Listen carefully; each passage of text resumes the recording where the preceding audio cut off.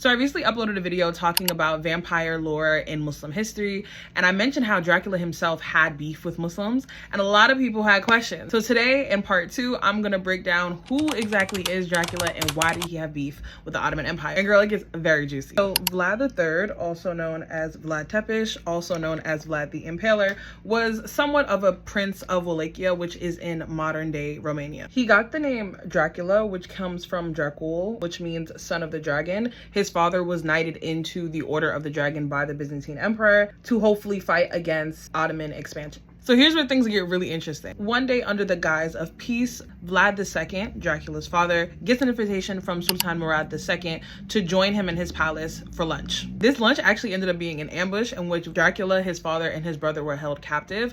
His father was released under the terms that he would leave his sons behind as leverage to ensure that Dracula's father plays by the rules. Under the Ottomans, Vlad and his brother were tutored in science and art, in warfare. The Turks were known for being skilled horsemen and archers. He also learned Turkish as well as Islamic customs. Sadly, during his time with the Ottomans, Dracula's father and his older brother were killed by local feuding warlords. They lost their positions as the royalty in Wallachia. So once freed from captivity, Vlad made it his mission to regain control over Wallachia and to get his vengeance against the Ottoman Empire. Vlad was actually so well known for his military might and prowess that in 1453, when Constantinople, now known as Istanbul, fell to the Ottoman Empire, he was in charge of protecting Wallachia. Okay, so now you're probably wondering, like, where does the vampire lore, the blood sucking, all of that come into play? I got you. Vlad III was definitely a bit sadistic. During this fall of Constantinople, he knew that the neighboring warlords wouldn't